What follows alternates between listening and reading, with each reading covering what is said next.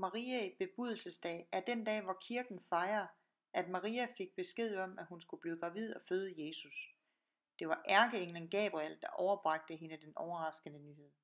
Dagen ligger altid den sidste søndag før Palmesøndag, 9 måneder før juleaften, og det passer jo meget godt med, at en graviditet var 9 måneder.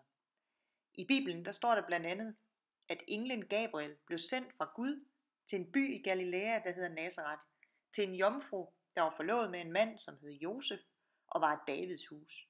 Jomfruens navn var Maria. Der sagde englen til hende, frygt ikke Maria, du skal blive med barn og føde en søn, og du skal give ham navnet Jesus. Gud Herren skal give ham hans fader Davids trone. Han skal være konge over Jakobs hus til evig tid, og der skal ikke være ende på hans rige. Han skal kaldes den højeste, Guds søn. At det lige skulle være Maria, som Gud valgte til at være Jesu mor, er ikke helt tilfældigt, for Maria var et rigtig godt menneske. Og at det er Josef, som skal være Jesus stedfar, er heller ikke tilfældigt. Faktisk så er Josef næsten lige så vigtig som Maria. Bibelen fortæller os nemlig, at lille baby Jesus skal arve Davids trone. Det lyder jo alt sammen lidt mærkeligt, så vi er nok nødt til at se lidt nærmere på, hvem den David egentlig er. Davids far hed Isai og var en helt almindelig bonde fra landsbyen Bethlehem. Han havde 8 sønner, og David var den yngste. En dag kom den berømte profet Samuel pludselig på besøg i Bethlehem. Gud havde nemlig givet ham besked på, at en af Isais sønner skulle salves til konge af Israel. Den gamle konge, Saul, havde nemlig vendt Gud ryggen og var blevet en rigtig dårlig konge. Isai tog alle sine 7 voksne sønner med hen til profeten Samuel, og han lod den yngste David blive hjemme og passe forerne. Samuel var meget imponeret af Isais flotte, høje sønner, men i det han gennemgik alle 7, så sagde Gud, at det ikke var nogen af dem, der skulle salves til konge. Samuel måtte så spørge Isai, om han ikke havde flere sønner, og så blev der sendt bud efter den yngste søn, David.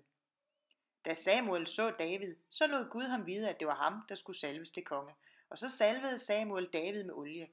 Det var sådan den almindelige måde at vise, at en person var udset til at være konge.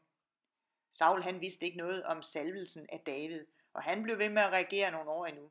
Men på et tidspunkt så kom han alligevel i kontakt med David, fordi han havde brug for en sitarspiller til at berolige sig. En af hans tjenere foreslog, at man hyrede David. På samme tid lå israelitterne, altså det land, hvor Saul var konge, i krig med deres nabofolk, filisterne. Filisterne sendte en hær mod Israel, og kong Saul han sendte Israels hær ud for at møde dem på slagmarken. Filisternes hær, der var der især en kriger, som var frygtet og kendt af alle. Han hed Goliat, og han var en kæmpe på over 2 meter.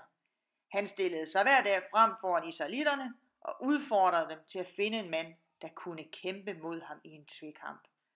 Der var ingen, der turde kæmpe mod Goliat, og det hånede han dem for.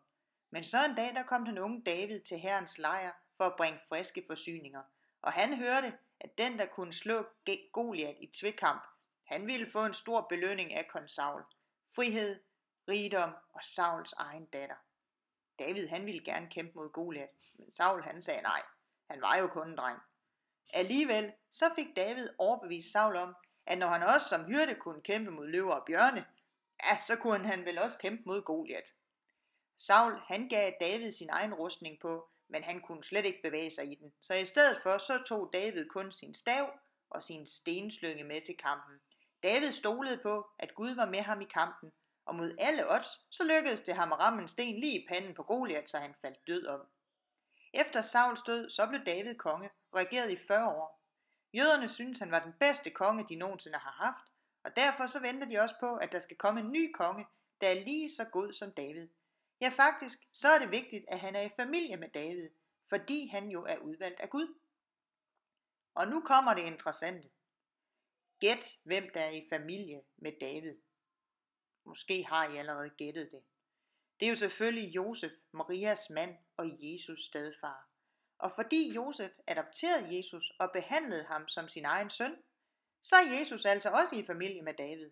Og derfor så siger de kristne, at Jesus blev født som den frelser, verden ventede på.